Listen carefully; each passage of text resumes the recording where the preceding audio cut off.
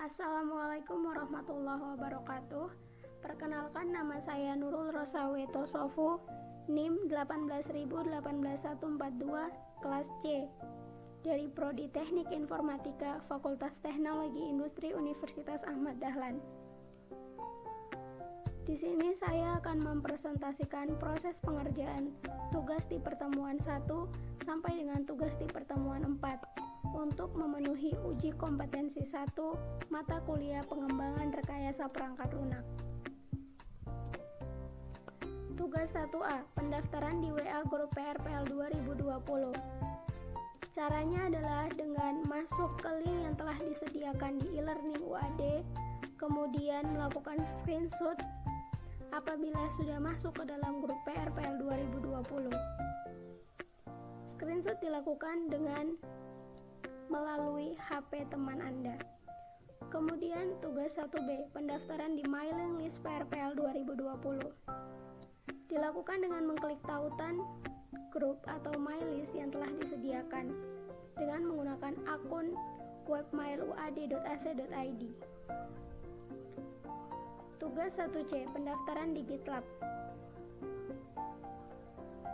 Lakukan pendaftaran melalui gitlab.com dengan cara mengisi form yang disediakan menggunakan akun email webmail.uad.ac.id. Kemudian, setelah proses pendaftaran selesai, lakukan sign-in dan screenshot profil GitLab sebagai bukti pengerjaan tugas. Kemudian tugas 1D, yaitu mengisi form pendaftaran akun blog.ac.id, yang mana form tersebut telah disediakan di e-learning UAD. Selanjutnya tugas 2A, persiapan peralatan pengembangan. Untuk mengikuti mata kuliah pengembangan rekayasa perangkat lunak, yang pertama, mengenai tugas ini, mahasiswa diminta untuk memastikan bahwa spesifikasi laptop yang digunakan memenuhi standar programming. Kemudian, memastikan bahwa laptop yang digunakan telah terpasang aplikasi untuk web programming, web server lokal seperti LAMP, WAMP, Exam, Vertigo, dan lainnya. Di sini saya menggunakan Exam. Screenshot ini sebagai bukti bahwa Exam telah terpasang di laptop saya. Kemudian tugas 2A, persiapan peralatan pengembangan. Masih tugas 2A. Di sini untuk poin 3 kami diminta memastikan bahwa telah terpasang aplikasi untuk mobile programming seperti SDK Android, iOS, dan sejenisnya. Di sini saya menggunakan Android Studio. Poin 4, memastikan telah memasang browser seperti Mozilla, Firefox, dan atau Chrome. Di sini saya menggunakan Chrome. Kemudian poin kelima, yaitu memastikan bahwa telah terpasang salah satu atau lebih aplikasi editor teks, di mana editor teks ini yang kita gunakan untuk mengisi atau membuat search code.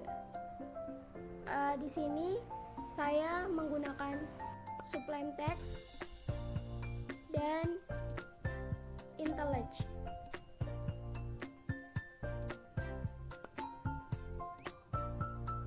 Kemudian tugas 3A, yaitu pembuatan project di GitLab dan invite dosen Ali Tarmuji tif.uad.ac.id.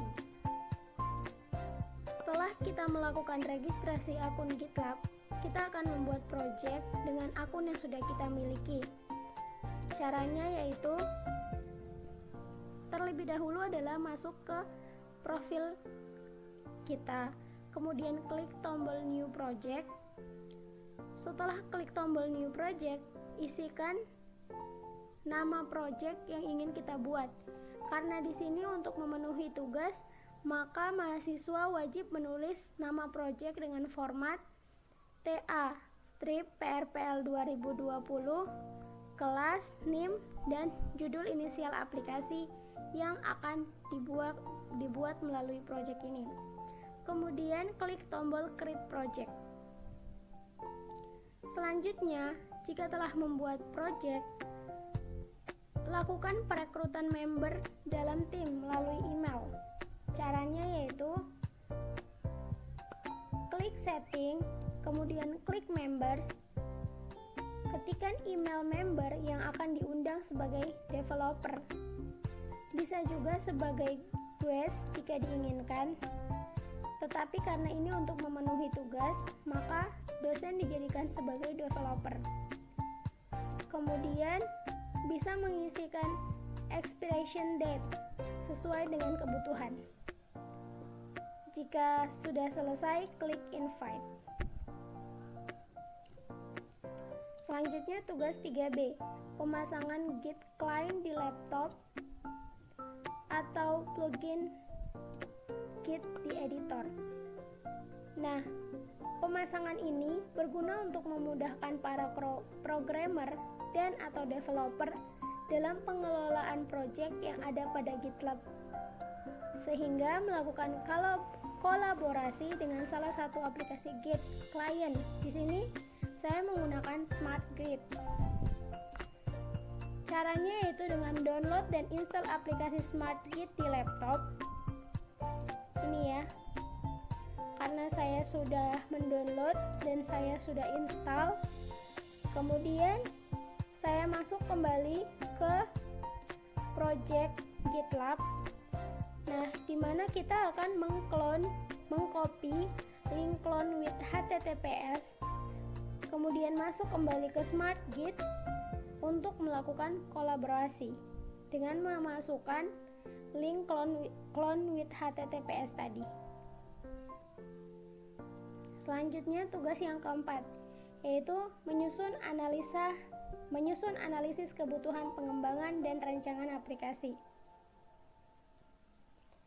Analisis terkait proses bisnis. Jadi, untuk melakukan sebuah sistem aplikasi, yang pertama adalah kita akan melakukan analisis terkait proses bisnis yang akan kita tuangkan ke dalam sistem aplikasi, di mana dalam proses bisnis ini untuk melakukan pembayaran uang bulanan, biasanya santri bisa membayar langsung kepada bendahara pesantren atau orang tua yang melakukan transfer uang bulanan ke nomor rekening pesantren, kemudian mengirim bukti transfer tersebut. Semua proses tersebut dijalankan secara manual, mulai dari mengisi daftar santri yang telah membayar, santri yang memiliki tunggakan, dan pemberian peringatan terkait tunggakan itu sendiri. Nah, kelemahan dari sistem ini adalah setiap pembayaran yang dilakukan masih didata manual satu persatu. Kemudian karena pengisian data yang masih manual menyulitkan bendahara dalam merekap tiap bulannya. Terkadang ada data yang salah ataupun tertukar. Kemudian analisis terkait kebutuhan hardware yang dibutuhkan untuk membangun sistem aplikasi ini, yaitu hardware untuk developer menggunakan PC atau laptop, di mana menggunakan PC atau laptop di mana yang sudah kita kerjakan di tugas 2A tadi spesifikasinya memenuhi standar programming. Kemudian hardware untuk klien yaitu bisa menggunakan laptop, bisa menggunakan PC, bisa menggunakan handphone. Kemudian kebutuhan software untuk developer sendiri yaitu sistem operasi. Di sini saya menggunakan Windows. Kemudian web server seperti yang sudah disebutkan sebelumnya, di sini saya menggunakan Exam. Kemudian text editor, di sini saya menggunakan Sublime Text. Kemudian browser dan software untuk klien bisa menggunakan browser. Kemudian aplikasi yang dikembangkan terkait analisis proses bisnis tadi. Jadi di sini aplikasi yang ingin saya kembangkan yaitu aplikasi pembayaran uang bulanan santri. Kemudian masih tugas 4, yaitu menyusun analisis kebutuhan pengembangan dan rancangan aplikasi. Di sini untuk rancangan aplikasi itu sendiri, saya memiliki rancangan ERD, Sistem Aplikasi Pembayaran Uang Bulanan Santri, di mana terdapat 4 entitas, yaitu kelas, santri, pembayaran, dan petugas. Kemudian yang terakhir yaitu rancangan desain tampilan aplikasi pembayaran uang bulanan santri.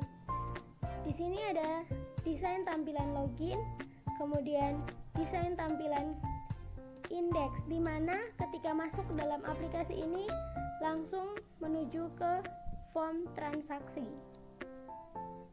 Kemudian jika ingin melihat data-data lain terkait dengan jalannya sistem aplikasi ini, dapat dipilih di fitur yang telah disediakan.